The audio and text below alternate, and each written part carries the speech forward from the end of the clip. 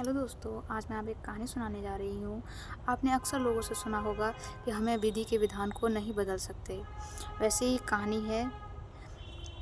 एक राम नाम का लड़का था जिसकी बीवी का नाम सिया था।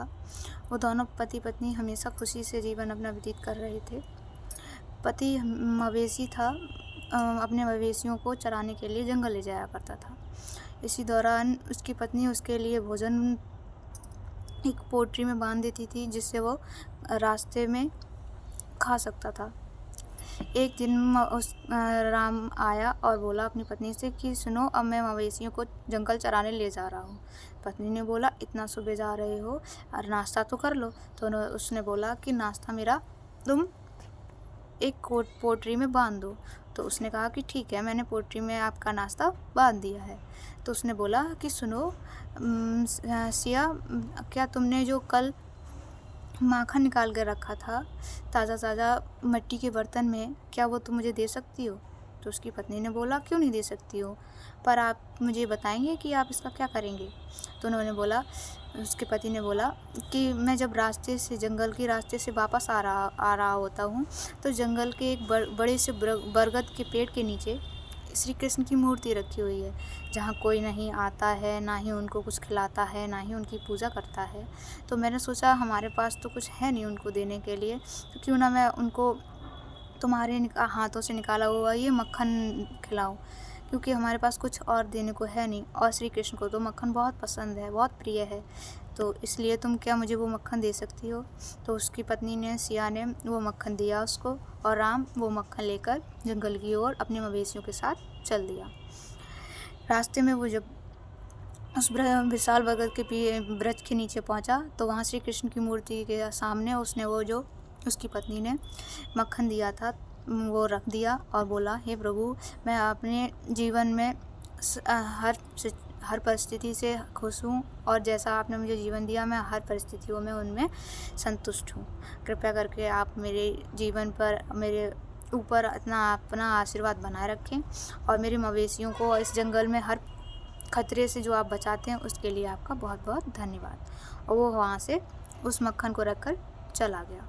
अपने मवेशियों को जब चराकर वो वापस आया तो उसने देखा कि उस मिट्टी के बर्तन में मक्खन नहीं था।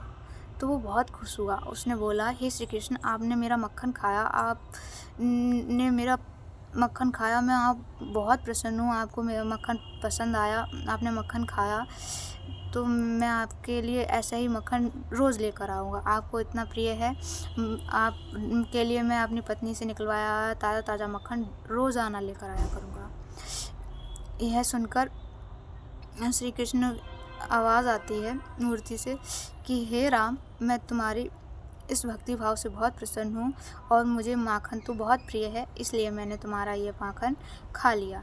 अब तुम मेरे लिए माखन रोज़ाना लेकर आया करना। उसने बोला, हे प्रभु, माखन तो मैं रोज़ाना अपनी पत्नी से बनवा कर लेकर आया करूँगा, लेकिन कृपया करके अगर मैं आपकी आवाज़ सुन रहा हूँ तो क्या आप मुझे अपने दर्शन दे सकते हैं? यह सुनकर श्री कृष्ण उसके सामने प्रकट हो गए। श्री कृष्ण जब उसके सामने प्रकट हुए तो उनके चरणों में चला गया और पैरों में पड़ गया और बोला कि हे श्री कृष्ण, आप, मैं बहुत खुश हूँ, अपने जीवन में बहुत बहुत बहुत खुश हूँ, आपने मुझे दर्शन दिए, अब मेरा जीवन धन्य हो गया। यह कहकर श्री कृष्ण ने उसे उठाया और बोला कि मैं माखन तुम्हारा क्यों नहीं खाता, मुझे तो माखन बहुत प्रिय है। यह कहकर उन्होंने बोला कि अब तुम मेरे लिए माखन रोज़ाना लेकर आना। अब वो अंतर्ध्यान हो गए और राम अपने मवेशियों के साथ घर आ गया। उसने इस घटना के बारे में अपनी पत्नी को भी नहीं बताया। कल वो फिर से जब मवेशियों को जंगल चराने ले जाने वाला था, उसने फिर से अपनी पत्नी से बोला कि भोजन के साथ साथ मुझे अपना ताज़ा निकाला हुआ माखन भी चाहिए, वो भी देना। और उसकी बीवी ने भोजन के साथ साथ माखन भी बांध के उसको दे दिया। ऐसे ही करके राम फिर वहाँ पहुँचा श्री कृष्ण की मूर्ति के सामने और फिर माखन रखा। माखन रखते ही श्री कृष्ण फिर से उसके सामने प्रकट हुए और बोले कि मैं तुम्हारी भक्ति भाव से बहुत प्रसन्न हूँ, बताओ, मैं तुमसे कहता हूँ कि तुम्हें कोई वरदान मांगो मुझसे। तो वो कहता है कि प्रभु, मैं अपने जीवन में बहुत खुश हूँ, मुझे कुछ नहीं चाहिए, बस आपकी दया दृष्टि बनी रहे, आपने मुझे दर्शन दिए, इतना मेरे लिए बहुत है। तो उन्होंने बोला, उस राम के एक मन में शंका थी जो उसने प्रभु के सामने प्रकट की। उसने बोला, प्रभु आप हमेशा खड़े रहते हो, आप थकते नहीं हो, जितने भी लोग आते हैं जाते हैं सबकी सुनते हो, आप हमेशा खड़े ही रहते हो। तो श्री कृष्ण बोले कि अगर मैं तुम्हें दर्शन ना दूं तो तुम मुझसे शिकायतें करते, अगर मैंने तुम्हें दर्शन दे दिया अब तुम मुझे सुझाव दे रहे हो, अब अच्छा होगा मैं कल से तुम्हें दर्शन ना दूं। यह सुनकर राम उनके चरणों में पड़ गया, बोला, प्रभु मुझे क्षमा कर दीजिए, मैं आपको कोई सलाह नहीं दे रहा, मैं बस आपकी चिंता कर रहा था कि आप हमेशा खड़े ही रहते हो, इसलिए मैं आपकी फ़िक्र, आपकी चिंता, आपके लिए परेशान था।